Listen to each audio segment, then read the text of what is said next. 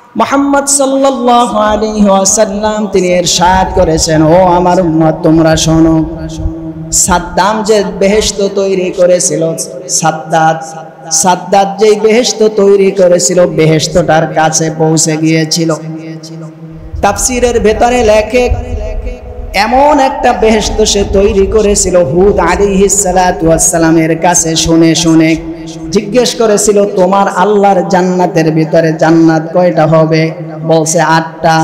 বলছে তোমার আল্লাহর জান্নাতের একটা খাস কামরার দরজা কয়টা হবে, জানালা কয়টা হবে, হুর কয়টা হবে, গেলমান কয়টা হবে, খাবারের আইটেম কি হবে, পানির নহর, মধুর নহর, শরাবের নহর, স্বচ্ছ পানির নহর সহ এই যা কিছুর নহর হবে সব কিছু হুদ নবীর কাছে শোনার পরে এই সাদ্দাত যেদিন তার বেহেশতটাকে তৈরি করা শুরু করেছিলেন, তাফসীরের ভিতরে লেখে যুগের পর যুগ সে এই জান্নাত তারকে তৈরি করলেন। তৈরি করে ওই ভিতরে সব হুর গেলমান অর্থাৎ প্রাপ্তবয়স্কা মহিলার মেয়েদেরকে ধরে ধরে এনে গ্রামের ভিতর থেকে মানুষের সম্পদগুলি চুরি করে এনে সাদ্দাত তার জান্নাতের ভেতরে রেখে দিলেন। সব কিছু সিটিং ফিটিং হয়ে গেছে। যেদিন উদ্বোধন করতে যাবেন হাজারো লাখ সৈন্যের বহর নিয়ে ঘোড়ার পৃষ্ঠে সওয়ার হয়ে রওনা করলেন। যখন বাউন্ডারি একটার পর একটা ক্রস করতেছিলেন, ক্রস করতে করতে সর্বশেষ বাউন্ডারি অর্থাৎ এই গেটের পরেই তার জান্নাতে ঢোকার সময় এসে গেছে। তাফসীরের ভেতরে লেখে সর্বশেষ গেটের কাছে গিয়েই যখন সে জান্নাতের ভিতরে পা রাখবে, এমন সময় তাকিয়ে দেখে ছেঁড়া ফাড়া একটা ব্যক্তি জান্নাতের ওই যেই গেটের কাছে একটা পিপিলিকাও ঢোকার ক্ষমতা রাখে না এমন অপরিচিত একটা মানুষ, ছেঁড়া ফাড়া গন্ধওয়ালা একটা মানুষ তার গেটের কাছে দাঁড়িয়ে আছে। এই তুমি কে? আমি আসলাম এই জায়গায় ঘুরতে আসছি, দেখতে আসছি। সেনাবাহিনীর সিপাহদের সাথে মেজাজ খারাপ। এই বাচ্চা ঘটনা কি? বলছি না আজকের জান্নাত উদ্বোধন করব। জান্নাতের এতগুলি গেট পাড়ি দিয়ে আসলাম, আমার এই গেটের এরিয়ার মধ্যে কেউ নাই।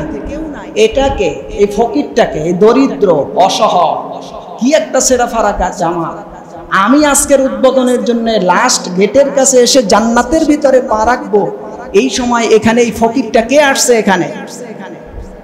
যখন সিপাহদেরকে বিভিন্ন ভাবে সে কটাক্ষ করছিল, তখন তাফসীরের ভিতরে লেখে ওই দরিদ্র মানুষটা সাদ্দাদের কাছে এসে কানের কাছে এসে বললেন, আনা মালাকুল মাউত। হাদিসেও এসেছে, তাফসীরেও এসেছে, ওর গোড়ার পৃষ্ঠে একটা পা আর একটা পা জান্নাতের গেটে মাত্র রেখেছিল। তো একটা পা দিয়ে জান্নাতের গেটে পা রেখেছে, আর একটা গোড়ার পিঠের উপরে আছে, নামবে। তো এরকমের অবস্থায় যখন সে মালাকুল মউত শুনছে, তখন বলছে যে ওয়ালাইয়ু আখিরাল্লাহু নাফসান ইদা জাআ আজালুহা, আমাকে সামান্য একটু সময় দাও না, সামান্য। এত কষ্ট করে স্বাদের জান্নাত যা মুসলমানের জন্য আল্লাহ নাকি মারা যাওয়ার পরে দিবে, সেই বর্ণনা শুনে শুনে আমি হুদ নবীর কাছ থেকে শুনে একটা কাল্পনিক জান্নাত বানিয়েছি, আমাকে একটু ঢুকতে দাও না।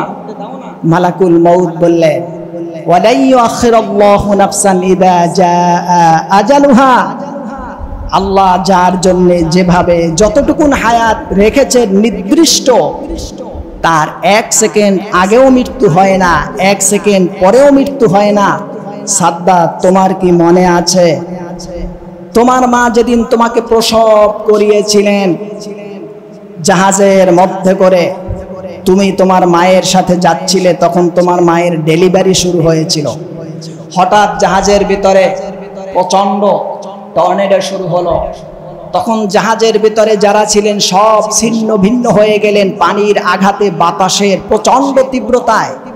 তখন জাহাজটা ভেঙে চূর্ণ বিচূর্ণ হয়ে গেল। তোমার মা তখন ডেলিভারির বেদনা অবস্থায় ছিলে, সে একটা তক্তার উপরে বসে পানির উপরে ভেসে তুমি সাদ্দাতকে সেদিন ডেলিভারি দিয়েছিল।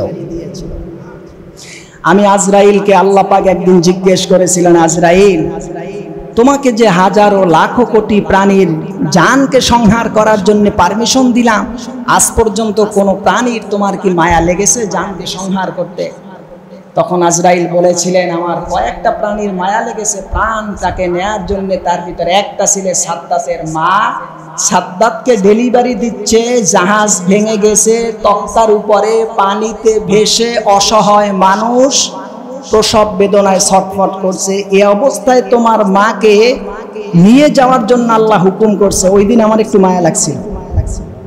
তুমি যখন তক্তার উপরে ছিলে, ভেসে বেড়াচ্ছিলে, তোমার মা যখন দুনিয়া থেকে বিদায় নিল, তখন তুমি সাদ্দাতকে বাঁচিয়ে রাখার জন্য ওই তক্তাটাকে ভাসাতে ভাসাতে ভাসাতে ভাসাতে এই নদীর কিনারায় ফেনার নিচে, দেখবেন নদীর ভিতরে যখন প্রচন্ড পানি থাকে, এই পানির কোলো কোলো দনিতে ফেনা সৃষ্টি হয় কিনা? এই ফেনার নিচে সাদ্দাত পড়ে গেছে, কিনারায় গিয়ে পৌঁছে গেছে। সে দুগ্ধপোষ্য বাচ্চা, ওঠার তো আর ক্ষমতা নেই। তখন তার মুখের ভিতরে আল্লাহ পাক দুধ দিয়ে কিভাবে তাকে বাঁচাবেন, সেজন্য একটা বাঘকে, সেই বাঘটি আবার জঙ্গলার ভেতরে জন্মগ্রহণ করেছিল। একটা প্রসব বেদনায় ছটফট করে বাচ্চা দুনিয়ায় এসেছে, ওই বাচ্চা মারা গেছে। এখন তার বুকের ভিতরে ওলানে এত বেশি দুধ এসেছে, বাঘ ছটফট করতে করতে নদীর পাড়ে এসেছে। নদীর পাড়ে এসে পানি পান করতেছে। তখন এই ওলানের বোটাগুলি সাদ্দাতের মুখের কাছে হাজির। জোরে সুবহানাল্লাহ বলবেন। মালাকুল মউত বললেন, সাদ্দাত রে, ব্যাকগ্রাউন্ড হিসাব করস না, ইতিহাস খেয়াল করস না। তুমি যেদিন সেই পানি রতল গহ্বরে ফেনার ভিতরে পড়েছিলে, এই পৃথিবীর কেউ তোমাকে দেখে নাই, বাঁচানোর জন্য কোনো উপায়ও করতে পারে নাই। সেই দিন পানির ভেতরে ফেনার মধ্যে বাঘের বাচ্চাকে মেরে বাঘকে অসহায় বানিয়ে ওলানের মধ্যে দুধের যন্ত্রণা সৃষ্টি করে দিয়ে ওই দুধ তোর মুখের কাছে বোটা দিয়ে আল্লাহ পাক তোকে তিলে তিলে বড় করেছে।